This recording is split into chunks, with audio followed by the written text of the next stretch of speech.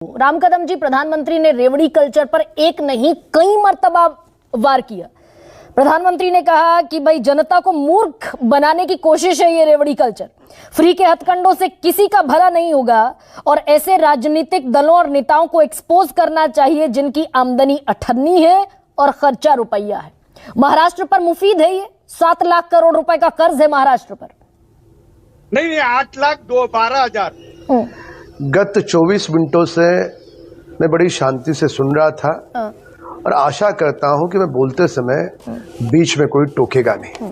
मेरे अलावा सबसे पहला महत्वपूर्ण बिंदु ये है, महाराष्ट्र में जब उद्धव ठाकरे की सरकार थी, यह वसूलीबाज सरकार थी, खुद की जेब भरने वाली सरकार थी। गरीबाची गलत यानी गरीबों को जो खिचड़ी बांटी गई उसमें भी पैसे बनाने वाली सरकार थी। लौटूंगी आपके पास। खिचड़ी न गरीबों को जो कोविड काल में खिचड़ी बांटी गई या जो कफन लाए गए उनमें भी पैसे बनाने वाली ये कांग्रेस और उद्धव ठाकरे की सरकार थी। ये देश ने देखा।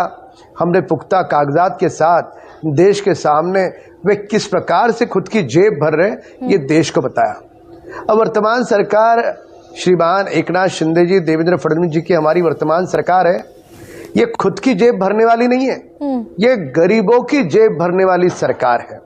नहीं, लेकिन राम कदम जी अच्छा एक बिंदु कहा, ताकीद की थी छत्तीसगढ़, मध्य प्रदेश और राजस्थान के चुनाव में भी देश के सुप्रीम कोर्ट ने ऐसे राम कदम ऐसे ना करे, ऐसे ना करे। मेरा पूरा कोर्ट ने कहा मुझे और चुनाव आयोग ने कहा कि पूरे 5 साल कुछ याद नहीं आता।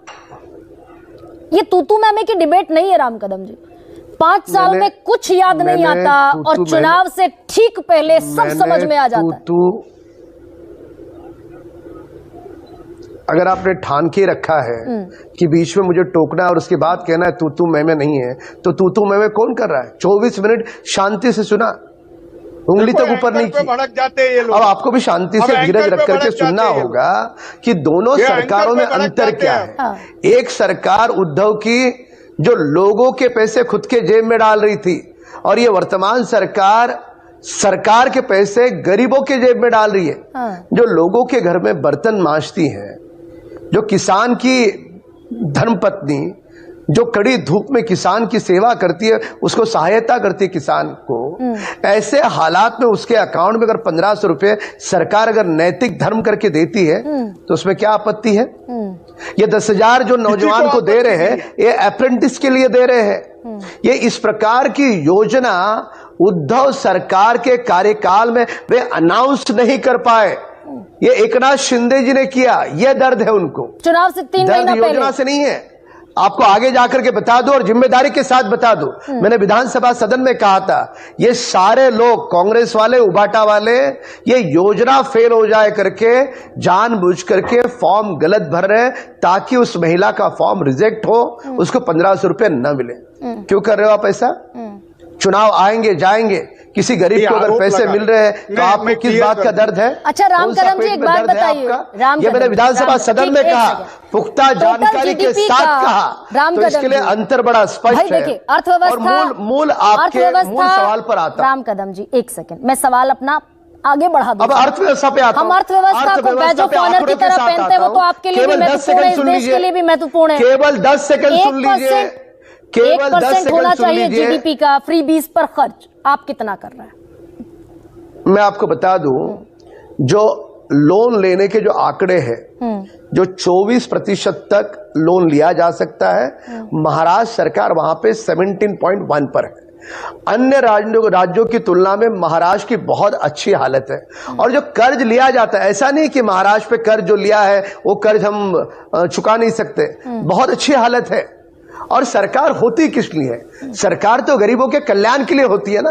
और सरकार अगर किसी जरूरतमंद इंसान को अगर उसके खाते में पैसे हैं, उसकी रोजमर्रा की जिंदगी चलाने के लिए दे रही है, तो इसमें क्या गलत है? कोई गलत नहीं है। काम जब कांग्रेस कर रही थी तो वित्त मंत्री महाराष्ट्र की अर्थव्यवस्था महाराष्ट्र की अर्थव्यवस्था, यही काम जब कांग्रेस ने अपने मैनिफेस्टो में किया कि गरीब महिलाओं को पैसा देंगे, वहां तक किसानों को C2+50% देंगे, तब फैंसी बास्केट ऑफ लॉलीपॉप हो रहा था। वो आपकी बात उससे का पूछ जवाब रहे? नहीं देंगे, वो सुनते ही नहीं। हाँ राम कदम जी, आप ही से पूछ रही हूँ भाई, यही काम कांग्रेस ने किया था अपने मैनिफेस्टो पूछे, में, क्या तब पूछ रहे फैंसी थे? बास्केट ऑफ लॉलीपॉप था, वित्त मंत्री ने कहा, और सही कहा। नहीं, हम किसी बात को नकार नहीं रहे, हाँ। पर सरकार को निर्णय उस समय की स्थिति देख करके लेने होते हैं। अब जिस प्रकार से महाराष्ट्र में सूखे के कारण, अतिवर्षा के कारण किसान जूझ रहा है, तो इस समय हमने वर्तमान स्थिति देख करके निर्णय लिया। क्या निर्णय का स्वागत होना चाहिए? अब अगर किसान अगर सूखे से जूझे और तुम कहो कि उसको चुनाव के साथ जोड़ो, तो देश में तो हर 3 महीने के बाद कोई ना कोई चुनाव होते हैं, तो सरकार कोई निर्णय ही नहीं ले, कोई फैसला ही नहीं करे, जनता के हित की बात न करे, ऐसा आप कहोगे? अब ये चुनाव हो गए, इसके बाद कॉर्पोरेशन के चुनाव आएंगे, उसके बाद जिला परिषद के चुनाव आएंगे, उसके बाद पंचायत के चुनाव आएंगे। देश में हर 3 महीने के बाद कोई ना कोई एक चुनाव होता ही है। अब विपक्ष का अपना रुख है कि वो कौन से फैसले को चुनाव के साथ जोड़े। हम चुनाव के साथ जोड़ करके इस फैसले को नहीं लिया। ठीक है,